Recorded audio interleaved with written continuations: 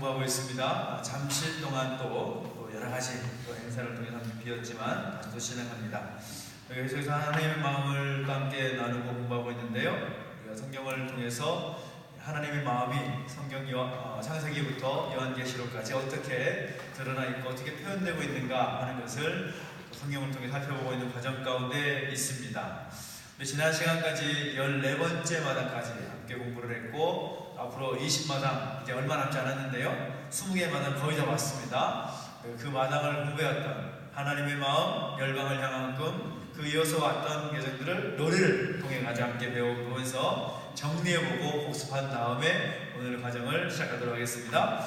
하나님의 마음 통성경 노래 같이 한번 불러보면서 함께 복습해보도록 하겠습니다.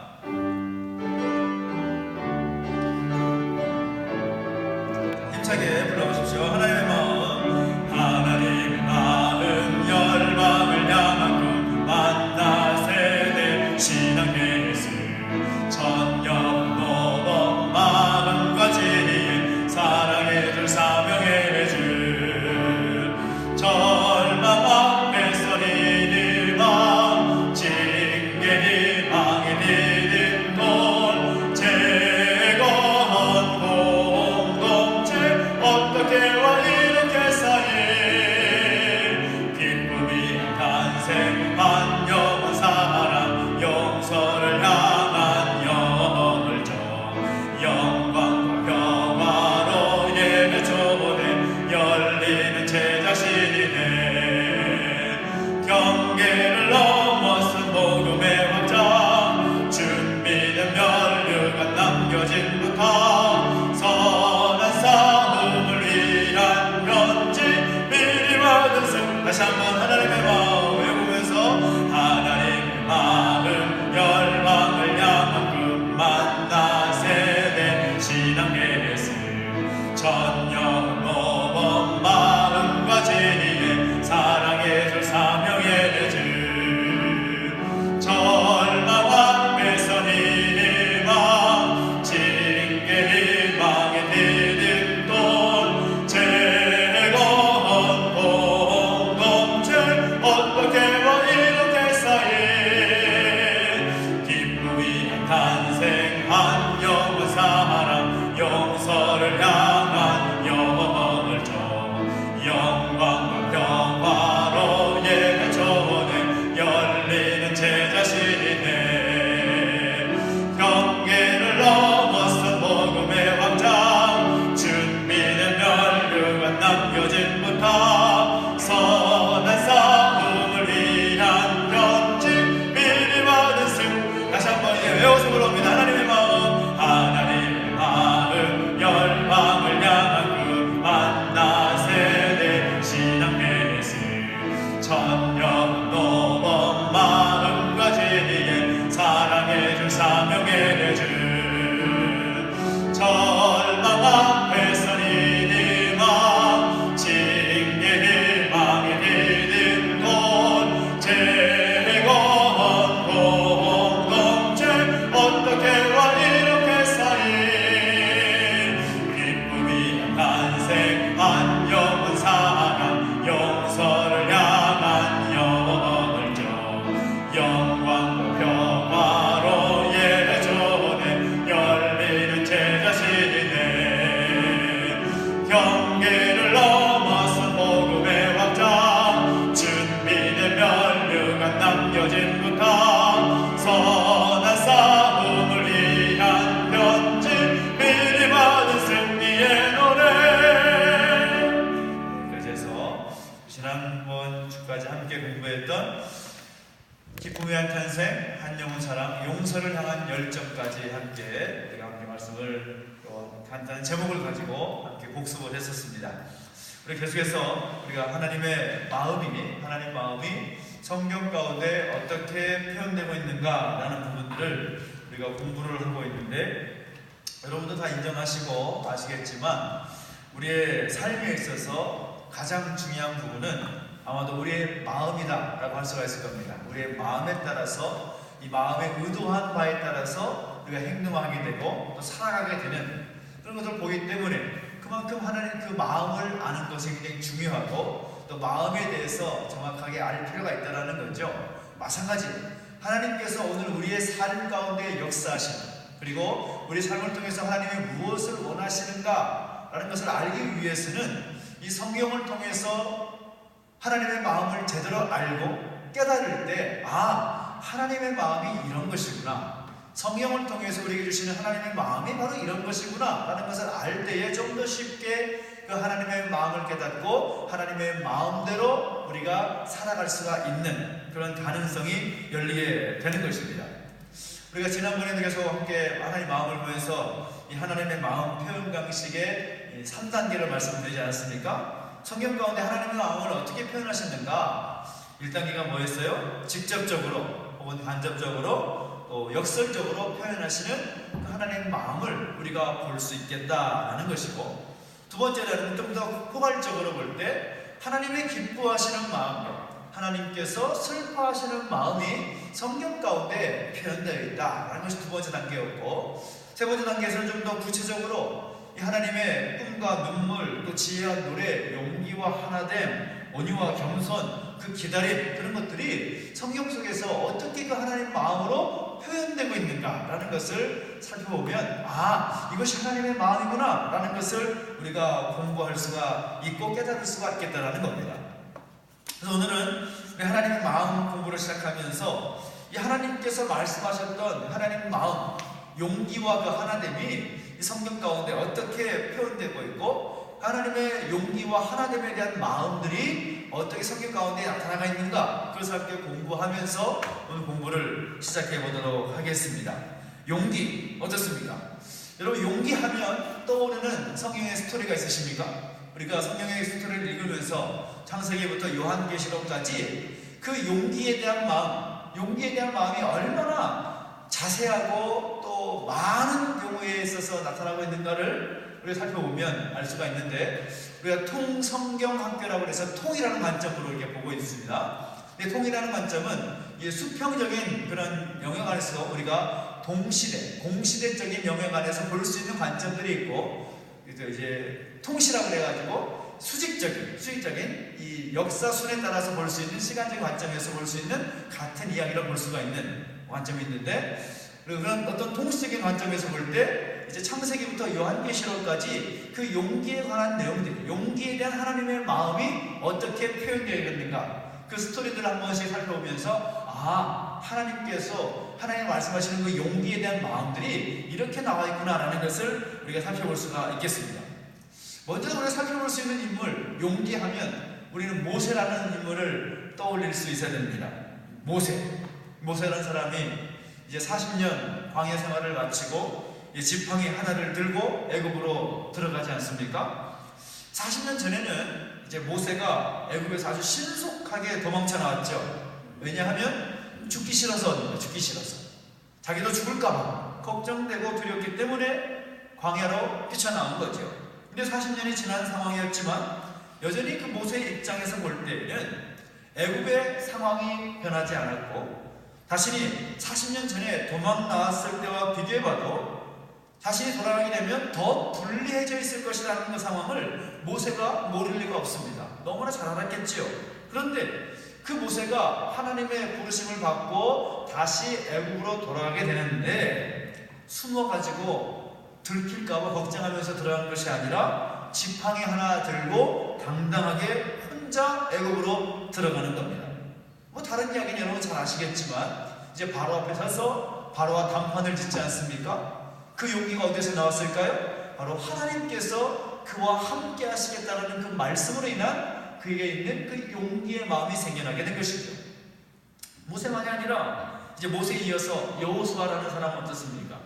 이제 모세의 인도함에 따라서 이스라엘 백성들이 애굽에서 나오게 되었습니다. 그리고 이제 시내산 인근에서 살고 있었을 때에, 시내산 인근에서 이제 시내산에서 하나님께로부터 율법을 받고 있을 때 그 근처에 살았던 민족, 족속들이 아말렉이라는 족속이었습니다. 그런데 그들이 볼 때에 이 막 출애굽한 이스라엘 민족, 히브리 민족을 볼 때에 어떤 마음이 들었을까요? 저 민족 참 대단한 민족이다라고 했을까요? 아니면 저 민족 정말 별 볼 일 없는 그냥 우리 한번 딱 치면 우리가 싹 쓸어버릴 수 있는 것 같은 그런 민족이겠네. 어떤 생각이었을까요? 아마도 첫 번째 대단했다라는 그런 인상보다는 그들이 가졌던 히브리 민족에 대한 생각은 별 볼 일 없네, 오합지졸이네, 그런 생각을 가질 수밖에 없었을 겁니다. 정말 엉성해 보이는 오합지졸이 애국에서 오랜 노예 생활을 마치고 나서 이제 겨우 이제 광야에 접어들게 되고 이 시내산 인근까지 오게 된 것을 이제 본 거죠. 그래서 그들이 가만히 보니까 우리가 치면 우리가 당장 그들을 이길 수 있을 것 같고, 또 그들이 또 좋은 것을 갖고 있는 것처럼 보이니까 이제 아말렉 족속들이 판단하고 결정한 것은 무엇인가 하면 이스라엘 그 진영 제일 뒤쪽에서 아주 힘들게 뒤쫓아가는 그들을 쳐가지고 그들의 소유를 빼앗고자 하는 그런 마음을 가진 것입니다. 그래서 이 이스라엘 백성들, 히브리 민족과 그리고 아말렉 족속과의 전투가 시작이 되는 거죠. 바로 그 상황에서 모세와 여호수아가 용기를 내는 겁니다. 용기를 내서 여호수아를 중심으로 해서 나가서 싸우고, 모세는 어떻게 하나요? 모세가 손을 들어서 기도하면 여호수아가 이끄는 이스라엘 군대가 이기고, 모세가 손을 내리게 되면 어떻습니까? 여호수아가 이끄는 이스라엘 군대가 지는 거죠. 근데 그 상황 가운데서 참 여러 가지 그런 싸움의 측면에서 볼 때에 지금 오합지졸과 싸움에 아주 잘 능수능란한 그 족속과 지금 전쟁이 붙어 있는 것이죠. 자, 그러면 또 세상적 관점에서 볼 때 싸움이라는 것은 누가 이기겠습니까? 힘이 있는 사람, 그리고 싸움의 기술을 가진 사람, 그 사람들이 이겨야 당연한 것 아니겠어요? 그런데 이스라엘이 이기는 겁니다. 이기는 이유가 뭡니까? 모세가 아론과 홀이 자신의 손을 붙잡고 쳐들고 있으니까, 손을 내리지 않으니까 이스라엘 백성들이 이겼다. 그 힘이 어디서 나오는 겁니까? 바로 모세와 여호수아 가졌던 하나님의 그 용기의 그 마음을 가지고 그 자리에 임했을 때에 그렇게 이길 수가 있었다라는 거죠. 용기를 가진 그들의 모습을 통하여서 또 전쟁에서 승리할 수가 있었다. 갈렙 보십시오. 갈렙이 이 민수기 또 여호수아에서 말하고 있는 갈렙의 표현들을 보면 갈렙이 늘 하는 말은 이겁니다. 다른 말이 아니라 두려워하지 말라라는 말, 두려워하지 말라. 여호수아와 갈렙을 비롯한 12명의 정탐꾼들이 가나안 땅을 정탐하고 나서 60만 명 다 모아놓고 거기서 아주 중요한 보고 대회를 갖지 않습니까? 근데 그 10명이 똑같이 약속에 한 듯이 입을 맞춰가지고 뭐라고 말하냐면, 우리가 가나안 땅에 들어가는 것은 불가능하니까 다시 애굽 땅으로 돌아갑시다. 여호수아와 갈렙을 제외한 나머지 10명의 정탐꾼들은 그런 반응을 보이는 겁니다. 나온 지 1년 정도밖에 되지 않았는데 1년 만에 다시 애굽 땅으로 돌아갑시다. 그리고 그 10명은 이미 마음이 합의가 끝났고 60만 명의 이스라엘 백성들 또한 다 동의가 끝난 겁니다. 우와, 다시 돌아갑시다. 그렇게 말하는 거죠. 그때 갈렙이 자기 옷을 찢으면서 뭐라고 말합니까? 이것은 잘못된 결정입니다. 이 모든 결정은 당신들이 가지고 있는 두려움 때문 아닙니까? 지금 우리에게 필요한 것은 용기입니다. 하나님의 용기입니다. 담대하게 외치는 겁니다. 그리고 그들의 결정에 따라서 다시 한번 또 그 하나님의 뜻을 이뤄나가는 모습들을 보게 되고, 나중에 여호수아를 중심으로 해서 또 히브리 민족 이스라엘 백성들이 가나안 땅을 입성하게 되고, 또 거기 그 땅에서 그 땅을 정복하고 있을 때 그 정복 전쟁이 거의 끝나갈 무렵에 이제 나머지 남은 지역이 바로 헤브론 산지밖에 안 남았습니다. 그런데 이 헤브론 산지 역시도 이 아말렉 족속들이 방어를 치고 있었기 때문에 그 땅에 가서 그들을 쳐고 그들을 치고 그들의 땅을 빼앗기가 쉽지가 않은 거죠. 전쟁에는 이제 두 가지가 있습니다. 공성전이 있고 수성전이 있습니다. 공성전이라는 것은 지키고 있는 세력들에게 가서 공격해가지고 빼앗는 그런 전술이 공성전입니다. 그냥 수성전은 뭔가 하면 공격해오는 사람들을 방어하는 것. 그러니까 공격하는 입장과 방어하는 입장의 전쟁이 있을 수 있다는 거죠. 그래서 여러분 생각할 때 공성전이 쉬울까요? 수성전이 쉬울까요? 공격하는 게 쉽겠습니까? 지키는 거 쉽겠습니까? 당연히 지키는 것이 훨씬 쉬운 겁니다. 공격하는 입장은 어떠한 변수가 있을지 모르기 때문에 최소한 10배 이상은 훨씬 힘든 전쟁을 공성전이라고 할 수가 있습니다. 그러니까 지금 여호수아를 비롯한 이제 만나 세대들, 광야에서 나고 자라서 또 모세의 율법을 무장된 그들은 지금 공성전을 하고 있고, 헤브론 산지에 머물고 있었던 아말렉 족속들은 이제 수성전을 펼치고 있는 거죠. 그런데 그때에 갈렙이 나타나서, 이 80 넘은 노인인 갈렙이 나타나서 뭐라고 말하는가 하면, 저 산지를 나에게 주십시오 라고 말하는 겁니다. 저 산지를 나에게 주셔서 내가 그 땅을 취하겠습니다. 참으로 그 갈렙의 이야기를 들으면 정말 어떻게 그 노인, 그 노구가 그런 어떤 용기가 그의 마음 가운데서 나올 수가 있었을까 하는 모습을 보게 된다는 겁니다. 거기서 어디서 나왔습니까? 하나님의 마음에서 그 용기의 마음이 나올 수가 있었다는 겁니다. 또 이어서 기도원을 보십시오. 사사시대에 가봅니다. 사사시대에 가보면 기드온이라는 사람을 보게 됩니다. 이 기드온을 보면 미디안과의 이 전쟁을 하게 되지 않습니까? 그리고 그 싸움을 용기 있게 이끌어가는 그런 모습들을 보게 되는데, 우리가 기드온 하면 생각나는 사람이 뭐예요? 기드온과 300 용사. 이 300명을 말할 때 꼭 그 뒤에 수식어가 용사라는 말이 붙습니다. 맨 처음에는 미디안과 한번 싸웁시다라고 할 때에 32,000명이 모였습니다. 32,000명이 모여가지고 싸우겠다고 모이는데, 그 중에서 22,000명 정도가 두려워하고 무서워하니까 다시 돌려보내는 거죠. 이 숫자라는 측면에서 볼 때 전쟁이 되려면 어느 정도 숫자가 좀 비슷해져야 좀 이제 싸울 어떤 경쟁 구도가 되는 것인데, 이스라엘 입장에서 볼 때는 너무나 숫자가 적을 수밖에 없는 거죠. 32,000명 가운데 22,000명을 돌려보냈으니까 몇 명 남았어요? 이제 10,000명 정도밖에 안 남았는데, 10,000명과 미디안 족속의 그 수만 명이 넘는 그 전투님과 싸운다고 볼 때에 이건 잽이 안 되는 겁니다. 그런데 그럼에도 불구하고 그 10,000명에서 또 줄여가지고 마침내 남은 용사의 수가 몇 명이었다고요? 300명. 이 분명한 사실은 무엇인가 하면, 기드온과 이 300명의 용사들은 용기 100배였다라는 겁니다. 용기 100배였다. 무슨 말인가 하면, 그들 가운데 두려움이 있었다 없었다? 전혀 없었습니다. 그들에게 변변치 않은 무기 하나 없었습니다. 아주 뭐 싸울 만한 무기도 없었고, 그들이 가진 건 뭐예요? 횃불과 항아리, 그밖에 없어요. 그거 가지고 전쟁을 하겠다라는 겁니다.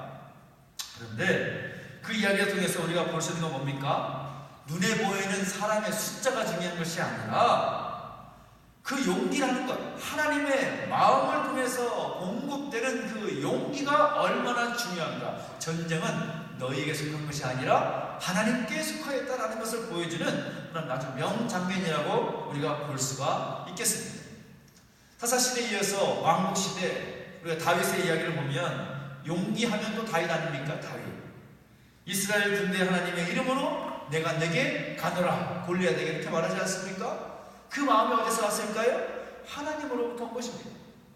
내가 지금 당신과 싸우는 것이 아니라, 내가 지금 골리앗과 싸우는 것이 아니라 하나님께서 나와 함께 하시기에 너는 내 밥이다 라는 마음으로 그 싸움 가운데 나가는 것이죠. 그에게 그 용기가 어디서 나왔을까요? 그의 부모로부터, 그의 선조로부터 배워왔던 또 모세의 이야기, 또 그런 모세 왕에 대한 어떤 스토리들, 또 여호수아 이야기, 기도원 이야기 다 듣고 알았을 겁니다. 다 이제 구전되어 왔을 그런 이야기가 있었기 때문에, 하나님께서 모든 싸움의 주인이 되시고 하나님께서 함께 하실 때에 그 전쟁에서 이길 수 있다는 확신이 그에게 있었기 때문에 그의 마음 가운데 용기가 생길 수가 있었다는 겁니다. 이제 신약시대 돌아오면 세례 요한이라는 사람을 우리가 보게 됩니다. 세례 요한은 광야에서 외쳤다라고 말하고 있습니다. 그렇다면 광야에 누가 있었을까요? 광야에는 아무도 없어요. 광야에 외치는 자의 소리가 있어 세례 요한이 이렇게 외쳤다고 말을 하고 있습니다. 근데 세례 요한이 처음 외쳤을 때 사람이 있었을까요? 없었을까요? 없었겠죠. 광야에 사람이 누가 있겠습니까? 그런데 그가 세례를 베풀었던 요단강 근처에도 사람들이 많아도 얼마나 있었겠어요. 그런데 아무도 없어도, 사람들이 별로 없어도 그저 외치는 겁니다. 광야에서 외치는 소리가 있어. 근데 그 소리를 듣고 곳곳에서 사람들이 모여들고 세례 요한의 선포를 듣고 그에게 세례를 받기 시작합니다. 그것이 세례 요한의 용기의 모습입니다. 예수님은 살펴보지 않겠습니다. 예수님은 당연한 모습이니까. 예수님께서 십자가에서 달리셨고 또 십자가 위에 오르신 그 용서된 열정, 그 염정, 그 용기 당연한 거죠. 베드로와 요한 또 예수님 죽으시고 부활하신 뒤에 승천하신 다음에 남겨주던 제자들의 모습들을 보면 또 초기교회의 모습, 성도들의 모습을 보면 그들의 어떤 용기는 정말 대단합니다. 베드로와 요한이 산헤드린 공회 앞에서 담대하게 복음을 선포하지 않습니까? 이 산헤드린 공회라는 그 공동체는 70여 명 정도 되는 아주 대단한 또 율법에서 정통한 사람들이고 또 이스라엘 공동체를 이끌어가는 어떤 기득권층이라고 말할 수가 있을 텐데 대단한 율법학자들, 대제사장들 그 사람들이 모여있는 곳에 가가지고 베드로와 요한이 복음을 말한다, 예수 그리스도를 증거한다 라는 것은 자 여러분 이 일이 쉬운 일일까요? 어려운 일일까요? 쉬운 일 아니죠. 절대로 쉬운 일 아닙니다. 그런데 그들이 그 모임 가운데서 담대하게 복음을 증거했다라는 겁니다. 무엇으로? 하나님께 주신 용기를 가지고 그것을 감당했다는 거죠. 스데반 집사 여러분 잘 아시죠? 산헤드린 공회에서 또 그들만이 아니라 바울을 비롯한 수많은 사람들을 모아놓고 창세기 12장의 아브라함의 얘기부터 시작해가지고 구약성경의 전체 이야기를 예수님의 십자가 이야기로 딱 묶어서 이야기해버립니다. 바울이 어떤 사람입니까? 그가 사울이라는 이름으로 있을 때 그의 모습을 보면 율법에 정통한 사울이었습니다. 가말리엘 문화에서 율법을 공부한 것에 대해서 대단한 자부심이 있었던 사람이 사울이었습니다. 내가 가말리엘 문화에서 공부를 했다. 이 가말리엘이라는 사람을 보면 우리가 어떤 사람인지 좀 알 필요가 있는데 가말리엘은 이스라엘 전체 역사 가운데 가장 위대한 최고의 지식인 가운데 한 명이 바로 가말리엘입니다. 에스라와 더불어서 에스라, 가말리엘 이렇게 해서 나오는 율법적에서 또 최고의 지식인으로 꼽히는 사람이 가말리엘입니다. 그런데 그런 사울이 있는 그 자리에서 산헤드린 공회에 70명이 있는 그 자리에서 스데반 집사가 용기를 내서 복음을 증거하고 구약의 모든 스토리가 예수 그리스도와 예수님의 그 십자가에 집중되는 이야기로 딱 요약을 해버리니까 놀랄 수밖에 없는 거죠. 그리고 그 놀람이 스데반 집사를 죽이게 하는 겁니다. 그런데 그럼에도 불구하고 돌에 맞아 죽으면서까지 스데반 집사는 당당하게 복음을 증거하며 또 당당하게 죽음을 맞이합니다. 그 용기. 정말 하나님께서 그 하나님의 용기를 하나님의 사람들에게 어떻게 보여주시는지를 우리가 충분히 성경을 통해서 볼 수가 있고 성경을 통해서 표현되고 있는 모습들을 우리가 보게 된다라는 것이죠. 용기가 그렇답니다. 그럼 하나님 어떻습니까? 하나님의 마음속에는 하나됨의 마음이 있다는 거죠. 둘이 손잡고 하나가 되고 두 사람이 하나가 되어서 서로 다른 독립적인 개체가 하나가 될 수 있다는 것. 그 하나됨은 마음에서 결정한다는 겁니다. 마음에서. 하나님이 주신 그 마음 속에서 그 마음이 내 마음 가운데 있을 때 하나됨을 이룰 수 있다. 성경 통해서 그 이야기 많이 살펴볼 수 있죠. 창세기 통해서 우리가 볼 수 있는 내용은 요셉과 그 형들의 이야기를 보면 우리가 이해를 할 수 있을 것 같습니다. 요셉과 형들을 보면 도저히 하나 될 수 없는 것처럼 보이는 관계로 보입니다. 그런데 마침내 총리로 있던 요셉과 그리고 양식을 구하러 왔던 형들이 애굽 땅에서 만나게 되는 거죠. 그리고 이제 여러 가지 과정들이 있었지만 결국 요셉이 형들과 만나서 형들과 입을 맞춥니다. 22년 전에 이 형들의 마음에는 동생 요셉을 향한 시기의 마음이 가득 차 있었고, 그리고 그 10명의 형들이 결국 요셉을 생각할 때 저놈하고는 같이 할 수 없다. 저놈은 내가 반드시 죽이고 만다, 없애고 만다, 그런 방향을 선택을 했는데 22년 정도가 지났을 때에 요셉이 형들의 목을 안고 그들과 입맞추었다라는 겁니다. 하나가 되었다라는 것. 참 우리가 생각할 때 자신을 버리고 죽이고자 했고 노예로 팔아버린 형들을 생각해보면 어떻게 복수를 해야 되나 그런 마음을 가져야 될 것 같은데, 결국 요셉이 그 마음 가운데 그들과 하나가 되고자 하는 그런 마음들, 하나님께서 주신 마음 아니면 절대로 그렇게 가능할 수가 없다는 거죠. 이후에 모세와 60만 만나 세대의 모습을 보면 정말 그들이 하나 되어서 모세의 말을 듣고, 또 모세의 말이 어디서 왔습니까? 하나님께로부터 왔던 이 모세의 마음을 함께 듣고서 모세와 60만의 백성들이 하나가 되는 것. 또 이어서 여호수아와 만나 세대가 이제 가나안 땅에 입성을 하고, 그리고 또 여호수아가 그 삶을 마무리하면서 나와 내 집은 여호와만을 섬기겠노라 라고 말할 때에 이스라엘 백성들의 고백이 뭡니까? 우리도 범사에 모세를 순종한 것처럼 당신을 따르고 당신과 함께 살고 그렇게 하겠습니다 결정하는 것이 바로 그들의 하나됨의 모습이라는 거죠. 그리고 그 이후에도 여러 가지 여호수아와 갈렙의 모습이라든지, 또 룻과 나오미의 그 모습이라든지, 또 사무엘과 미스바 세대가 어떻게 하나가 되고 있는가라는 것도 우리가 보게 되는데, 그 모두가 마음에서 하나가 되고자 하는 마음을 하나님께 주셨기 때문에 그들이 하나가 돼서 한 방향으로 갈 수가 있었다는 것을 보게 되는 거죠. 이 다윗과 요나단의 모습을 보면 또 그들이 마음이 하나가 되는 모습들을 보게 되는데, 두 사람이 아주 절친 아닌가, 절친. 근데 절친이긴 하지만 사실 절친되기가 쉽지 않은 관계가 이 다윗과 요나단의 관계가 아닐까라고 생각을 해보게 됩니다. 그럼에도 불구하고 그 마음을 하나님께서 하나 될 수 있도록 그들의 마음을 이끌어 주셨기 때문에 이렇게 하나 될 수가 있었다라는 거죠. 하나님의 마음이 바탕이 되지 않았더라면 요나단의 마음과 다윗의 마음이 하나가 될 수가 없었을 겁니다. 왜냐하면 그 당시 사울 왕이 통치가 있었을 때에 이미 다윗은 골리앗을 이겼고 전쟁의 영웅이 되었기 때문에, 자, 그들의 모습들을 보면서 백성들이 외쳤던 말이 뭡니까? 사울은 천천히요, 다윗은 만만이라. 그러니까 이미 백성들의 마음 가운데는 사울보다는 다윗이라는 어떤 비교해서 볼 때는 훨씬 더 우위에 있었던 사람이 다윗이었습니다. 그러니까 요나단과 다윗 하면 백성들이 누구를 더 좋아하고 누구를 따랐겠습니까? 다윗을 따를 수밖에 없는 거죠. 사울과 다윗을 비교해봐도 천천만만인데 요나단과 다윗을 비교하면 어떻게 했어요? 비교한 대상이 안 되는 겁니다. 그러니까 요나단의 입장에서 볼 때에 요나단이 그런 평가, 백성들이 보는 어떤 관점, 이것을 몰랐을까요? 이미 다 알고 있었죠. 왜 몰랐겠습니까? 요나단은 사울 왕의 아들이었고, 또 아버지 사울보다 다윗이 국민들의 마음을 훨씬 더 많이 갖고 있다는 것을 너무나 잘 알고 있었을 겁니다.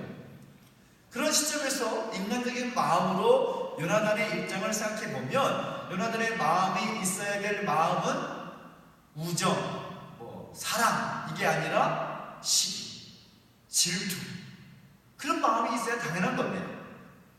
시기가 있으면 질투가 있을 것이고, 질투가 있으면 다툼이 있을 수밖에 없는 거죠. 그런데 요나단의 마음과 다윗의 마음이 하나가 되었다. 정말 쉽지 않은 겁니다. 이것이 가능하게 된 것은 요나단의 마음 가운데 이미 하나님께서 주시는 그런 제사장 나라에 대한 마음, 하나님의 마음이 그에게 있었기 때문이라는 겁니다. 이미 요나단은 그것을 인정하고 있습니다. 인정하고 다윗에게 말하는 거죠. 하나님이 너와 함께 하심을 내가 안다 라는 말 속에서 우리는 그 요나단의 마음 가운데 이미 하나님의 마음이 들어있다는 것을 알게 되는 겁니다.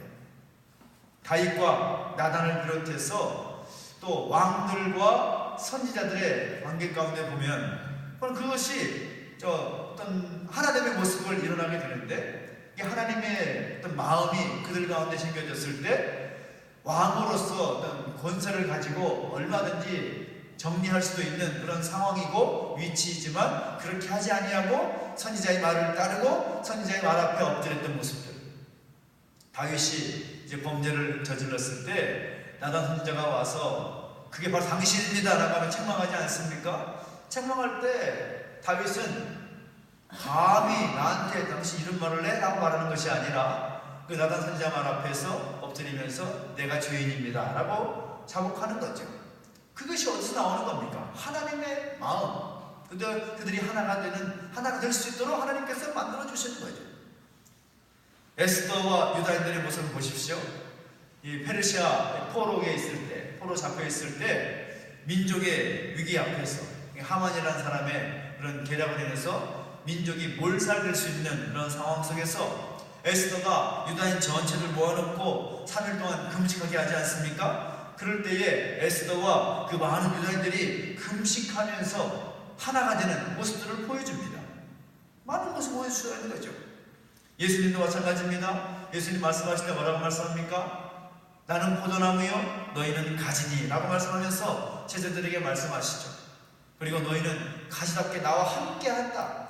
내가 나무라고 한다면 너희는 가지다. 연결되어 있는 우리는 하나다 라는 것을 말씀하면서 또 하나됨의 이야기를 하시는 모습들을 보게 되는 것이고, 또 초기교회 성도들의 모습을 보면 예루살렘 그 교회 가운데 성도들이 보여지는 모습들을 보면 마음을 같이하여 하나가 되었다라는 그런 기록들이 성경 가운데 기록이 되어 있습니다. 베드로와 요한 어떻습니까? 베드로와 요한이 이제 예수님 승천하신 이후에 초대교회의 지도자가 되어서 그들이 마음이 합하여 하나가 되지 않습니까? 근데 사실 베드로와 요한을 생각해보면 베드로와 요한이 함께 성전에 기도하러 올라가고 여러 가지 사역 가운데 3,000명 회개하고 역사를 회개하는 그 역사 가운데 함께 하고 있는데 마음을 같이 하고 있는데 얼마 전만 해도 그들의 마음은 절대 하나가 될 수 없는 그런 모습들이었습니다.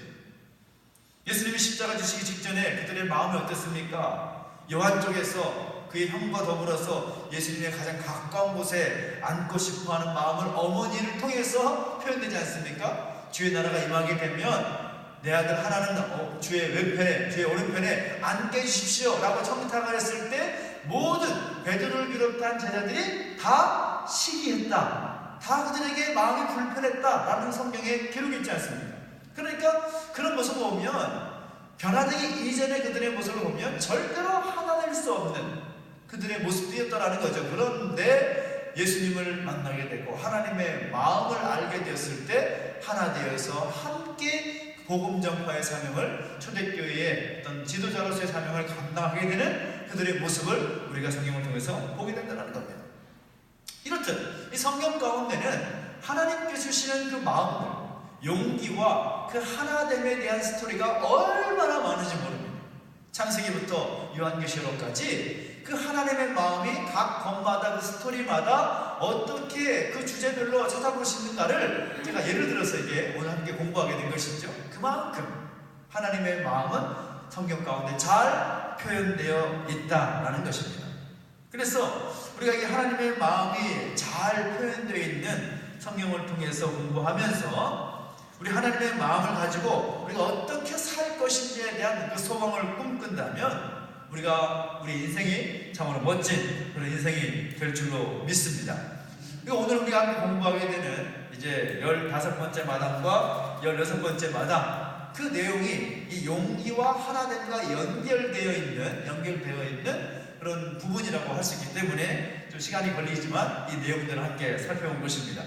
좀 더 구체적으로 오늘 우리가 하나님의 마음, 용기와 하나됨에 대한 하나님의 마음을 좀 더 구체적으로 살펴보겠는데요.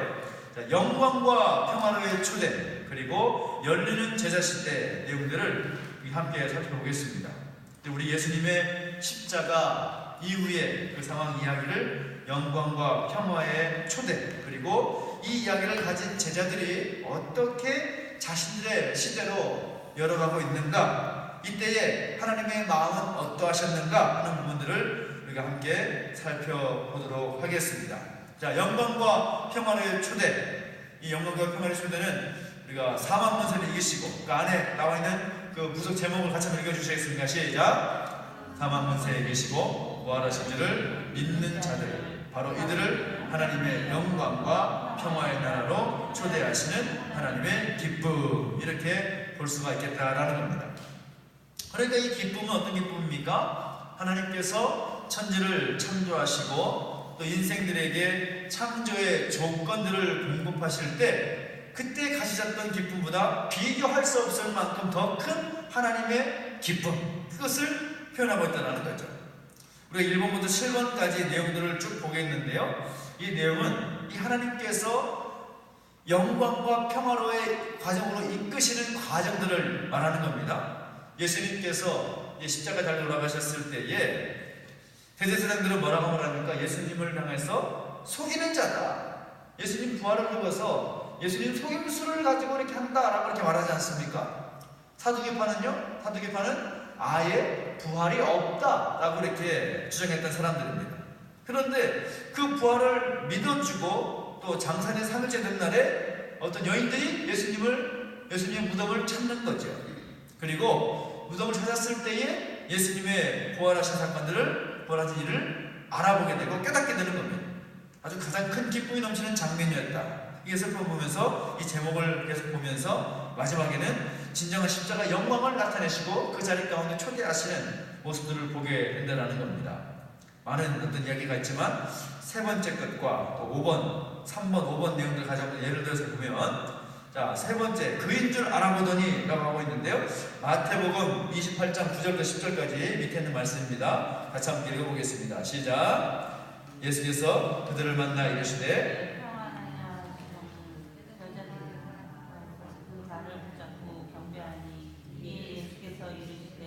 무서워하지 말라, 가서 내 형제들에게 갈릴리로 가라 하라, 거기서 나를 보리라 하시니라. 아멘.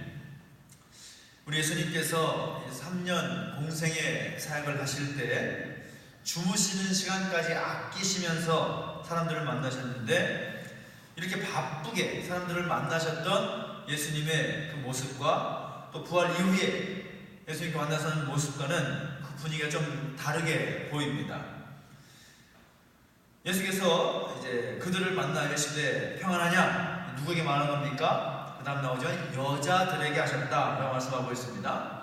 부활하신 주님을 만났던 여자들을 말하는 거죠. 근데 그 사람들은 우리 주님께서 십자가에서 어떤 고통과 어떤 고난 가운데 죽으셨는지를 처음부터 마지막까지 다 지켜봤던 사람들인 거죠. 근데 그들은 예수님이 십자가를 주시기 전에 끊임없이 3년 동안 하나님 나라를 선포하시는 이야기 속에 십자가와 부활이라는 말씀을 또 듣고 배웠던 사람들인데, 그 여인들은 그 예수님의 가르침을 믿은 겁니다. 그리고 장사 지낸 지 3일째 되는 시점에 예수님의 시신이 놓여있는 그 자리에, 그 새벽에 나타난 거죠. 와서 그 여인들이 주님을 만나게 되고 주님을 보게 된 것입니다. 보자마자 그 여인들이 한 행동이 무엇입니까? 그 발을 붙잡고 경배했다라고 하고 있습니다. 그리고 그 경배하는 여인들을 향하여서 예수님께서 하시는 말씀이 뭐냐 하면, 너희는 무서워하지 말라라는 겁니다. 예수님께서 그 여인들에게 무서워하지 말라 하신 것은, 이 여인들이 지금 현재의 모습이 무서워할 만큼 소름 끼치는, 한마디로 좋은 그런 상황인 거죠.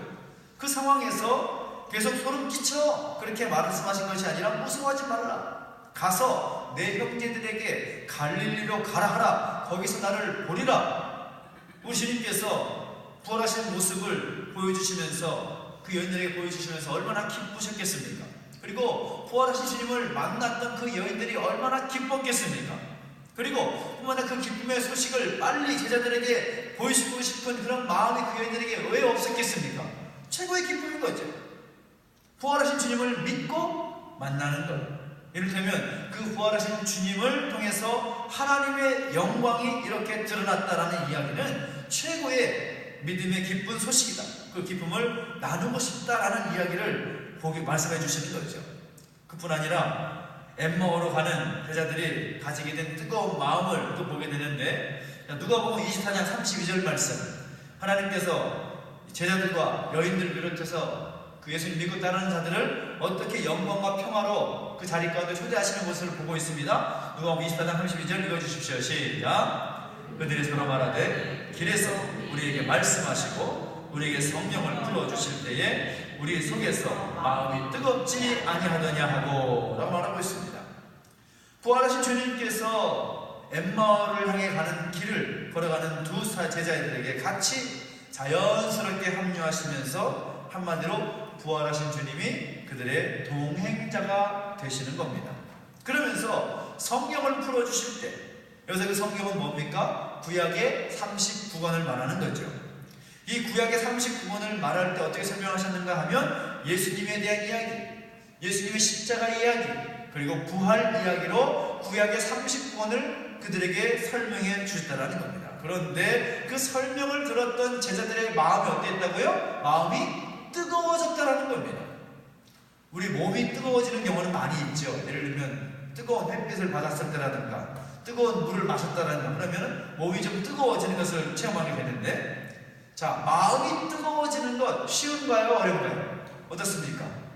제가 지금까지 경험해본 바로는 마음이 뜨거워지는 건 정말 어려운 것 같습니다.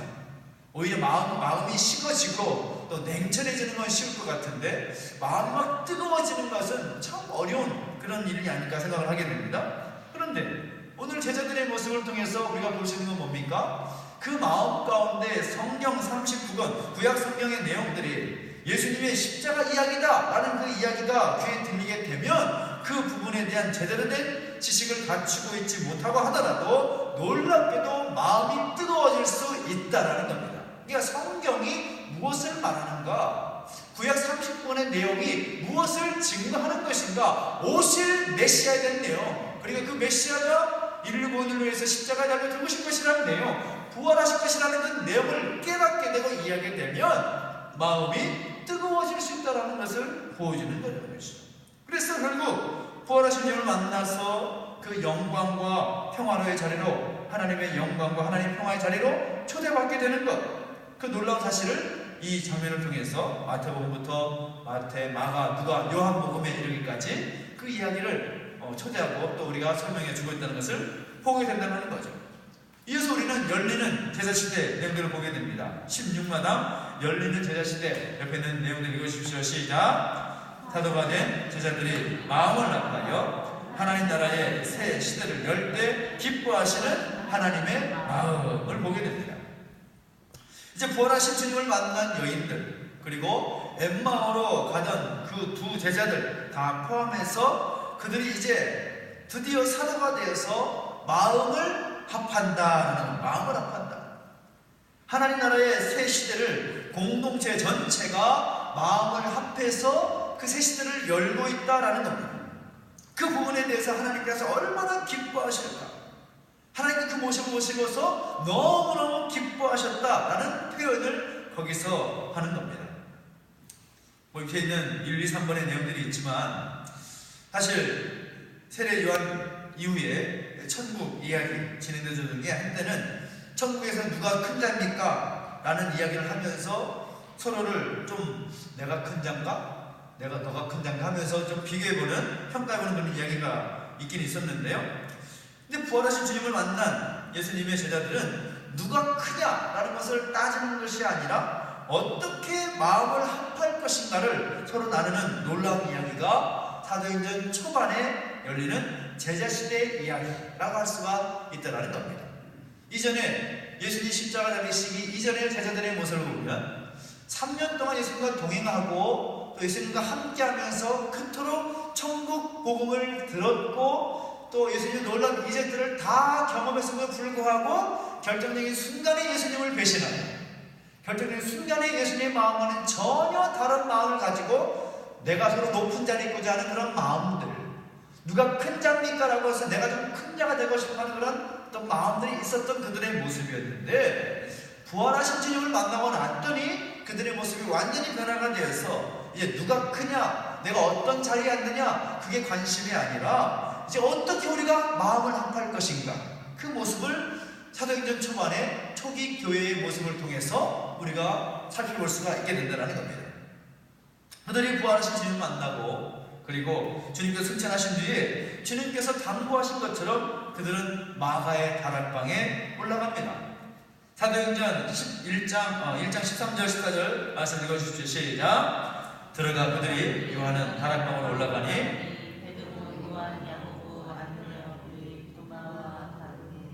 마테오 및 알페오의 아들 야고보, 셀로신 시몬, 야고보의 아들 유다가 다 거기 있어 여자들과 예수의 어머니 마리아와 예수의 아우들과 더불어 마음을 같이하여 오로지 기도에 힘쓰더라. 아멘. 뭐하고 있었다고요?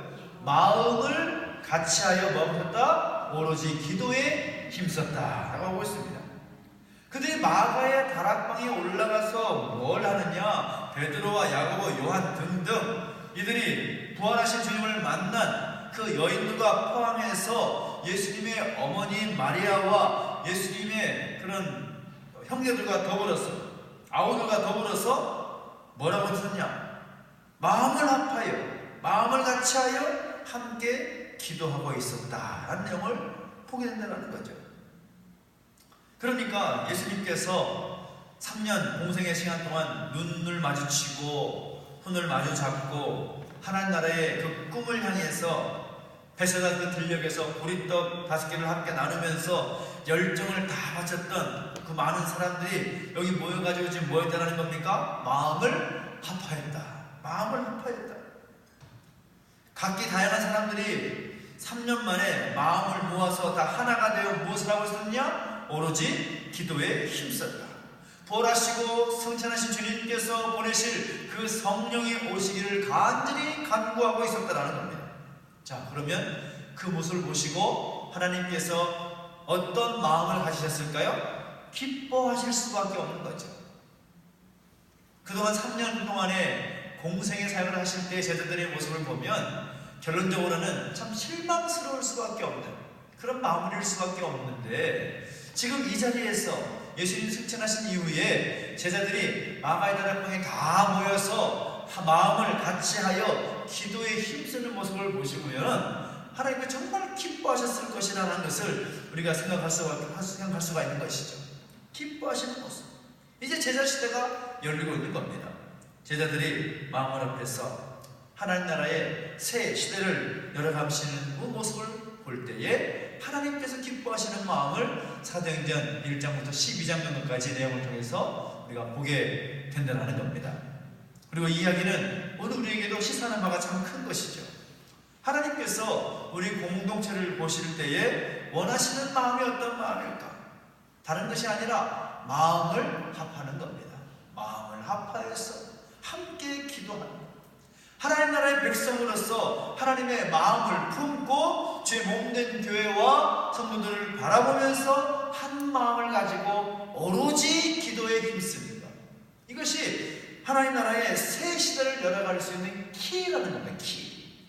근데 우리는 이 하나님의 어떤 그 마음을 보면서 우리가 깨닫고 그 길을 향해 나아가야 되는데, 우리 가운데는 말이 너무 많은 거죠. 내 생각을 그대로 말하려고 하고 내 판단을 그대로 또 이렇게 이루려고 하는 그런 마음들이 있다 보니까 하나님의 마음을 같이 해서 한 마음을 가지고 오로지 기도에 힘쓰면서 하나님의 때를 구하고 하나님의 응답을 구하는 그런 모습들보다는 내 이기적인 마음, 내 이기적인 그런 욕심, 그런 것들 때문에 중요한 하나님의 마음을 놓치고 있을 때가 너무나 많다는 겁니다.